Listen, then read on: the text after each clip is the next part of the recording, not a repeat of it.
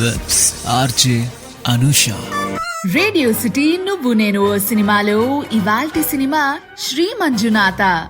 ఈ సినిమాని డైరెక్ట్ చేసింది ద లెజెండరీ డైరెక్టర్ అయినటువంటి కె రాఘవేంద్రరావు గారు. ఈ సినిమాలో ఎందరో గొప్ప నటులు నటించడం జరిగింది. చిరంజీవి గారు, అర్జున్ గారు, అంబరీష్ గారు, మీనా గారు, సౌందర్య గారు, సుమలత గారు వంటి వారు ఎందరో. ఈ సినిమా కన్నడ మరియు తెలుగులో రిలీజ్ అవ్వడం జరిగింది. 22 జూన్ 2001 లో రిలీజ్ అయిన ఈ సినిమా జనాలకి అరేవా అంటూ భలే నచ్చేసింది.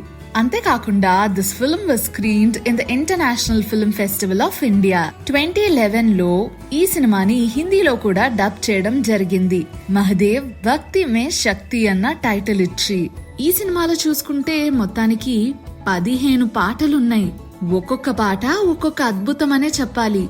నా పర్సనల్ ఫేవరెట్ ఏది అంటే ఓం మహాప్రాణ దీపం అనే సాంగ్ ఉంటది. అది చాలా అంటే చాలా బాగుంటది. మంచి డివైన్ ఫీల్ వస్తుంది. నా చిన్నప్పటి నుంచి అయితే ప్రతి శివరాత్రికి నేను ఈ పాట వింటూనే ఉంటాను. జాగారం టైంలో గుడుల దగ్గర ఈ పాట తెగ ప్లే చేసేవారు. సినిమా విషయానికి వస్తే మంజునాథ ఒక ఎథీస్ట్. దేవుడి మీద పెద్ద నమ్మకం ఉండేది కాదు. కానీ ఆయన మనసు చాలా మంచిది. ఎవరికైనా ఒక కష్టం వచ్చిందంటే సహాయం చేయడంలో తానే ముందుంటాడు. మంజునాథకి తన పేరంటే కూడా ఇష్టం లేదు. ఎందుకంటే అది కూడా దేవుడి పేరు అని చెప్పేసి. ఆయన ఎప్పుడూ కూడా మంజునాథుడు అంటే మన శివుడిని ఏదో ఒక విషయంపై ఒక మాట అంటూనే ఉంటారు. తన వాహనమైనటువంటి నందిని అలానే భృంగి కూడా అలా వింటూ ఉంటారు.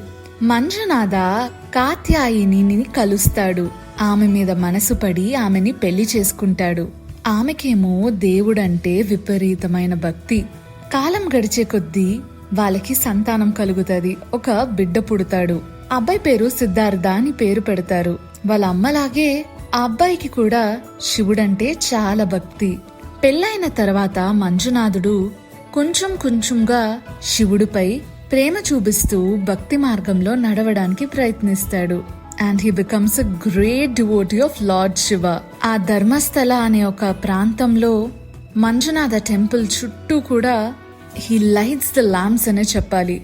ఒక్క మ్యాచ్ స్టిక్ కూడా యూజ్ చేయకుండా అందరి మనసులు గెలుచుకుంటాడు. Including that local king Ambikeshwara మహారాజు. ఆయనకి సన్మానం చేయడానికి పిలుస్తారు.